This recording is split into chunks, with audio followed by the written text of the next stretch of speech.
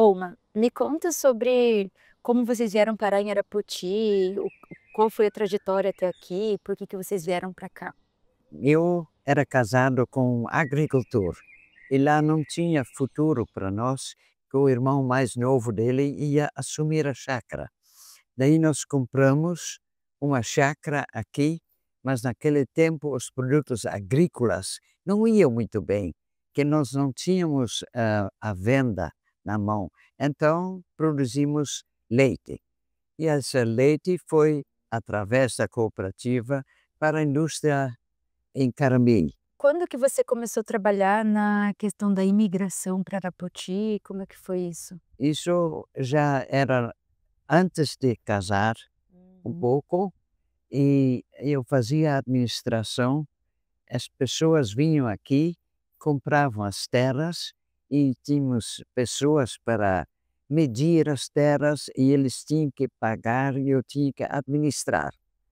O que tinham pago e o que ainda deviam pagar pelo serviço que foi feito na chácara deles. E nessa época você era uma das únicas mulheres que estava trabalhando com isso, ou a única? Aí eu era a única. É? Ah, E quantos anos você tinha mais ou menos? eu tinha mais ou menos uns 28 anos, eu acho. Uhum. E depois disso, como que foi a tua trajetória, a tua carreira? O que mais você fez como empreendedora? Antes de trabalhar para a imigração, eu consegui a representação da KLM, a venda de passagens aéreas. E no começo, foi um começo meio fraco ainda, porque tinha poucas pessoas que viajavam. Eu Uhum. me lembro que a primeira passagem que eu vendi era para um tio, o Borg, Uhum. que antes as pessoas iam de navio para a Holanda, mas demorava muito e muitas pessoas às vezes queriam ir depressa porque eles tinham que trabalhar ou eles tinham que ir depressa por causa de doença e também pessoas que retornavam para a Holanda, que Uhum. não se deram bem aqui, ou que terminou, por exemplo, na casa de diretor da fábrica de leite, terminava o contrato deles e voltavam. Entendi. Então, a minha fonte de renda era a administração da imigração Uhum. e a venda de passagens. Conta mais um pouco como que era nessa época, o papel das mulheres, as coisas diferentes que você fazia. Naquele tempo, quase nunca se via mulheres dirigindo o carro sozinho. Eles iam com motorista, ou seja, como o marido, o filho. Era só 3 mulheres que andavam por ali dirigindo o carro. Era a dona Nena e a mulher do Udo e eu. O resto, o resto ia só com os maridos. A maioria cuidava das coisas domésticas, trabalhava em casa, com exceção de algumas pessoas que também eram professoras da nossa escola. Uhum. E você acabou sempre daí fazendo esses papéis mais de administração ou venda, né? É assim, também fui administradora, contadora da escola. Foi a Uhum. primeira. Eu fui da escola e também fui da igreja e assim E você, soube-se. quando foi construída aqui a escola da colônia, você era tesoureira na época? Você ajudou nesse começo? Não, naquele quando foi construído a escola, eu não era tesoureira ainda. Uhum. Mas depois você acabou exercendo esse É, papel e e o aumento da escola também. ah, sim. Até tem uma história, sempre tinha abelhas na escola e às vezes picava as crianças, era aquele problema. E as professoras reclamando e alguém deixava, entrava pelo ouvido, e saía pelo outro, ninguém fazia.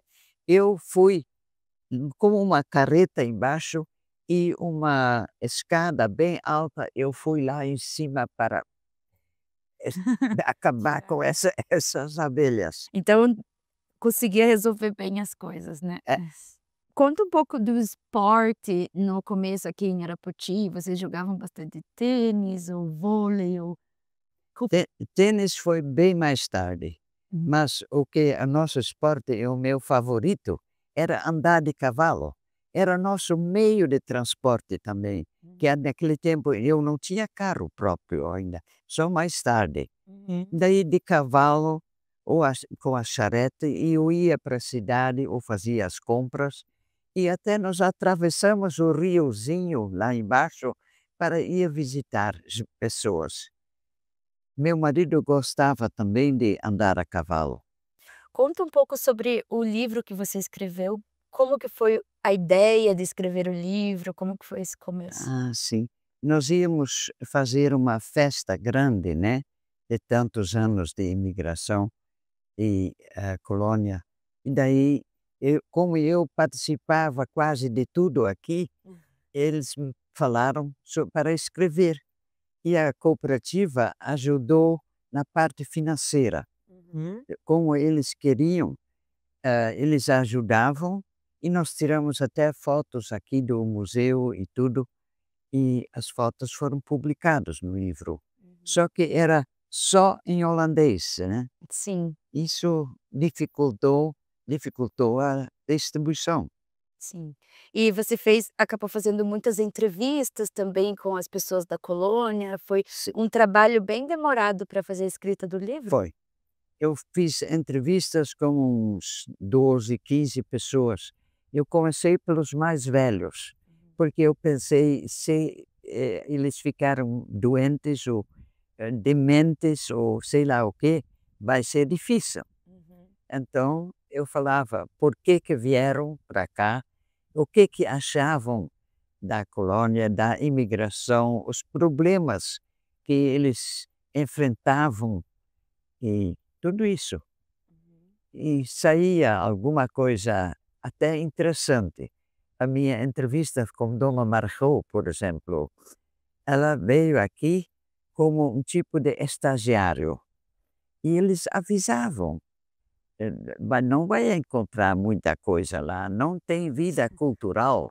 A única coisa que tem é a igreja ou aquele jogo que nós chamamos de Schulbach, Uhum. né? Mas ela veio e no fim casou com Rutherford e está aqui na colônia até agora e com muito prazer, parece que. Sim, que legal. E antigamente era bem limitada o trabalho das mulheres, né? Era, mas muitas mulheres não falavam português. Eles vieram da Holanda e não tiveram oportunidade de ter aulas aqui.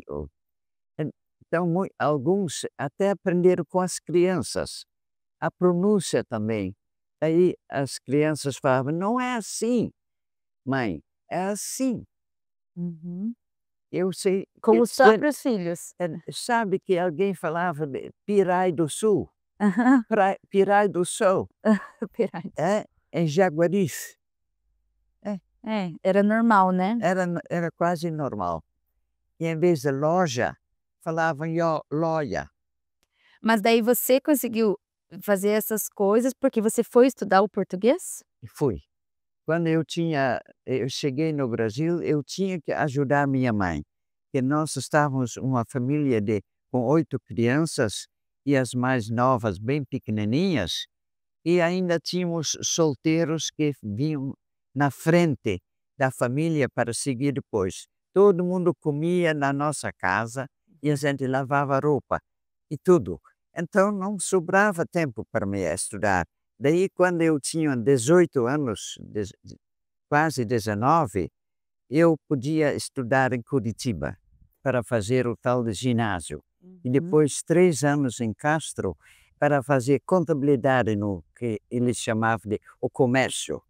Por isso que eu sempre trabalhava aqui na colônia como administradora ou contadora de organizações, né? Entendi. É por isso. E você? Você também estudou em diversos lugares. Ah, eu quero saber.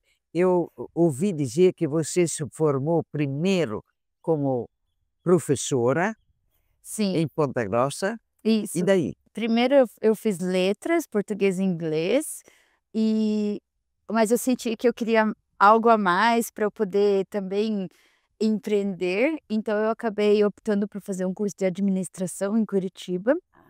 Então eu emendei uma faculdade na outra.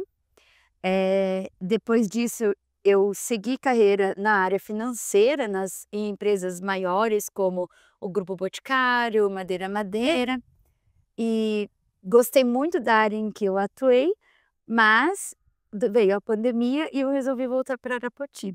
Ah, sim. E eu percebi que eu gosto muito de morar em Arapoti. Ah, isso que eu gosto de ouvir. E então eu resolvi realmente seguir esse lado empreendedora que eu puxei de você, É. e eu acabei começando com a construção civil também, com loteamento, assim como a nossa família tem feito, É. com construção de casas. É. E nesse meio tempo, acabou surgindo a oportunidade de comprar a Idiom House, a escola de inglês, que agora se chama Idiom School. Eu acabo atuando nessas 2 coisas, eu acabo fazendo a parte administrativa da escola e também dando algumas aulas, e ainda fazendo a parte administrativa do loteamento e da construção, então eu foquei bastante mais nessa parte administrativa, que é o que eu gosto de fazer. Mas é que eu gosto de ouvir isso. Então é por isso que provavelmente você vai querer ficar aqui em Sim, Arapoti. eu também Eu acho. gosto de ter uma neta perto de mim, Que bom. é? E eu acho muito importante o estudo, tanto é que quando nós estávamos aqui já enfrentando um pouco dificuldades financeiras, eu fiz questão de mandar meus filhos para o Instituto Cristão, porque o ensino lá era bom, era bem Uhum. melhor do que nessa região, e eles aprendiam a conviver com pessoas das outras colônias, fazer contatos diferentes. Sim, e isso se reflete até hoje na família, né, que eu sempre incentivo leitura, falar outros idiomas É, e o de estudo. viajar para o mundo. Sim, isso a gente gosta bastante. E é isso que eu também tive a oportunidade por causa dessa venda de passagens. Cada passagem, ida e volta para a Holanda, me dava direito 20 passagens vendidas, me dava direito de fazer uma para mim, ou uma para mim e filhos. Mas daí, por exemplo, eu fui com seu pai e mais um, mas a Federica, e eu tinha que vender 60 passagens, era 20 para cada Cada passagem. passagem que você fosse É. ganhar. Uhum. Bom, mas eu acho que era mais essas perguntas que eu queria fazer e aprender um pouco mais sobre a história. Ah, E que bom. muito obrigada. Tá. Você é um orgulho para Ah, sim, muito bem, muito bem. Gostei, eu quero ser isso. ai, que bom.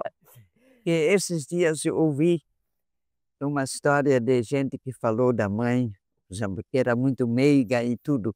Ninguém vai dizer que eu sou muito meiga, mas que eu sou Batalhadora, né? trabalhadora, sim. Isso. Eu também acho. É, Né? é? Sim, Tá bom. tá bom?